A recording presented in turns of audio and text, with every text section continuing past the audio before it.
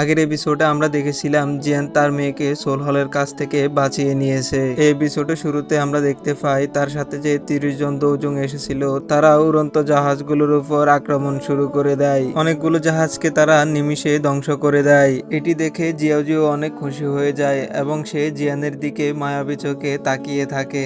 জিও জিওকে এমন ভাবে তাকাতে দেখে শাওয়ানও তার দিকে খুব মায়ার চোখে তাকিয়ে থাকে। আর এই মুভমেন্টটা দেখে খুবই ভালো লেগেছে। তখন সে জিও জিওকে চেক করতে থাকে যে তার কোথাও চোট লেগেছে কিনা। পরবর্তী সিনে আমরা দেখতে পারি জিও জিওর ফোরহেড থেকে সলিং পাইথন বেরিয়ে আসে, এসে জিয়ানের চারপাশে ঘুরতে থাকে। তখন সে বুঝতে পারে তার ক্ষুধা লেগেছে, তাই সে তৎক্ষণাৎ একটি এনার্জি বোতল বের করে দেয়। এই এনার্জি বোতল দেখে পাইথনটি লুটে ফুটে খাওয়া শুরু করে।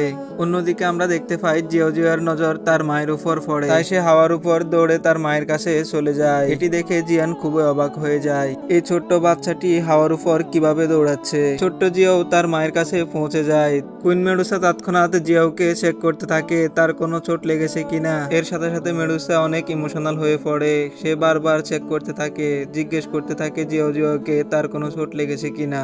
অন্যদিকে জিয়ান অবাক হয়ে তাদের দুজনকে দেখতে থাকে। জিয়ান আরো অবাক হয়ে যায় যখন সে জানতে পারে ছোট্ট জিয়াও তার মেয়ে। অন্যদিকে জিও জিও তার মাকে এমন ইমোশনাল হতে দেখে পেরেশান হয়ে যায়। তখনই তাদের কাছে হ্যাভিন সোলিন পাইথন চলে আসে। পরে তারা দুজন জিয়ানের কাছে চলে আসে। তখন কুইন মেডুসা জিয়ানের দিকে তাকিয়ে বলে, আমি তো ভেবেছিলাম তুমি আর ফিরে আসবে না, কিন্তু তুমি তখনই এসেছো যখন তোমাকে আমাদের সবচেয়ে বেশি প্রয়োজন ছিল।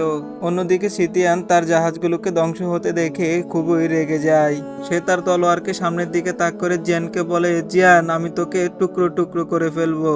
এটি বলে সে জিয়ানের দিকে অনেক দ্রুত আসতে থাকে।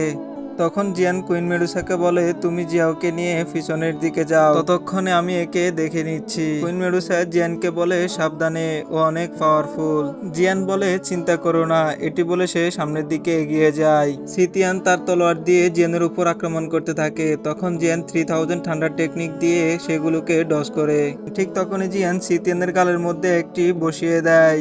এর জন্য সিতিয়ান একটু পিছনে চলে যায়, কিন্তু শাওয়ান এখানে থেমে যায় না। সে একসাথে অনেকগুলো ফার্ম অ্যাটাক করে সিতিয়ানের দিকে। সে একটি অ্যাটাকও থামাতে পারে না, চারদিক থেকে মার খেতে থাকে। একটু পরে সে মাটিতে পড়ে যায় এবং সেখানে অজ্ঞান হয়ে পড়ে। এরপরের সিনে জিয়ান বলে, নাইন তিয়ানজুন বেরিয়ে আসো। নাইন তিয়ানজুন তার ওরার সাথে অনেক স্টাইল করে বেরিয়ে আসে, যা দেখে বাকি সবাই অবাক হয়ে যায়। নাইন তিয়ানজুন জিয়ানকে বলে, তোমার এত সাহস কিভাবে হয় আমার সামনে এসে দাঁড়ানোর? আচ্ছা যেহেতু চলে এসেছো তাহলে তোমাকে হল অফ সোলে ক্যাপচার করে নিয়ে যাব। জিয়ান হাসি দিয়ে বলে, তোমার এত সাহস এখনো হয়নি আমাকে ধরে নিয়ে যাবে। কথা শুনে নাইন তিয়ানজুন অনেক রেগে যায়। সে পয়জনাস লিকুইড দিয়ে জিয়ানকে চারদিক থেকে ঘিরে ফেলে, কিন্তু জিয়ান এক ছুটকি দিয়ে তা নিমিষে ব্যানিশ করে দেয়। সে টেলিপোর্ট হয়ে তার মাথার উপরে চলে আসে। এটি দেখে নাইন তিয়ানজুন অনেক শকড হয়ে যায়। জিয়ান বলে, এই নর্মাল অ্যাটাক দিয়ে তুমি আমাকে ক্যাপচার করবে? এটাই কি তোমার সর্বোচ্চ পাওয়ার? এটি শুনে ফোর্থ তিয়ানজুন তার উপর স্ল্যাশ অ্যাটাক করে, যা জিয়ান খুব সহজে ডজ করে নেয়। এরপরে জিয়ান খুব দ্রুত ফোর্থ তিয়ানজুনের দিকে আসতে থাকে। এটি দেখে ফোর্থ তিয়ানজুন খুবই অবাক হয়ে যায় এবং স্ল্যাশ অ্যাটাক করতে থাকে। শাওয়ান যখন তার কাছে এসে পাঞ্চ মারতে যায় তখন সে লিকুইডে ট্রান্সফার হয়ে বেঁচে যায় আক্রমণ থেকে।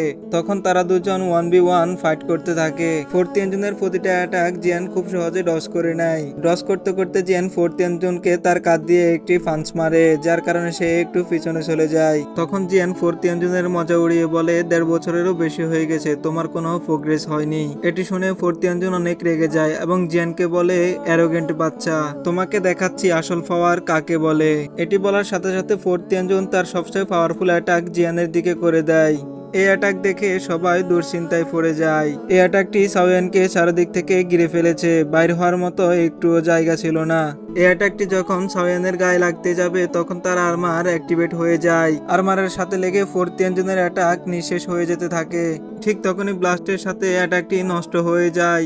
এই ব্লাস্টের ফলে নাইন তিয়ানজুন ইনজুর্ড হয়ে যায়। তখন শাওয়ান বলে, তোমার কাছে আর কোনো টেকনিক থাকলে সেগুলো ব্যবহার করো।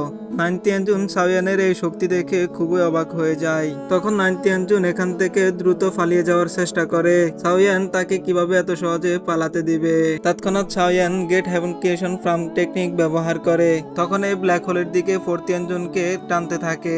এটি দেখে নাইনথ ইয়ানজুন হয়রান হয়ে যায়। ফোর্থ ইয়ানজুন তখন ব্ল্যাক হোলের দিকে কিছু স্ল্যাশ অ্যাটাক করে, কিন্তু এই অ্যাটাকের ফলেও ব্ল্যাক হোলের কিছু হয় না। নাইনথ ইয়ানজুনকে আরো দ্রুত ব্ল্যাক হোলের দিকে টানতে থাকে। এটি দেখে নাইনথ ইয়ানজুন ফোর্থ ইয়ানজুনকে ডাকতে থাকে, ফোর্থ ইয়ানজুন আমাকে বাঁচাও, ফোর্থ ইয়ানজুন আমাকে বাঁচাও। এটি বলার সাথে সাথে পুরো আসমান লাল হয়ে যায়। এটি দেখে সাওয়ান অনেক অবাক হয়ে যায়, অবাক হয়ে আসমানের দিকে তাকিয়ে থাকে। নাইনথ ইয়ানজুন ফোর্থ ইয়ানজুনকে বলে আমরা দুজনে মিলে এই ছেলেকে সোল হলে ক্যাপচার করে নিয়ে যাব। এটি শুনে জিয়ান তার অ্যাটাকের পাওয়ার আরো বেশি বাড়িয়ে দেয় এবং কিছুক্ষণের মধ্যে নাইনথ ইয়ানজুনকে পুরোপুরি ব্ল্যাক হোলের দিকে টেনে নিয়ে যায়। তখন ফোর্থ ইয়ানজুন ব্ল্যাক হোলের দিকে একটি ব্লাড ড্রাগন দিয়ে আক্রমণ করে। তো বন্ধুরা, আজকে এ পর্যন্ত। ভিডিওটি কেমন লেগেছে কমেন্ট করে জানাও, আর ভিডিওটি যদি ভালো লেগে থাকে তাহলে চ্যানেলটি সাবস্ক্রাইব করো।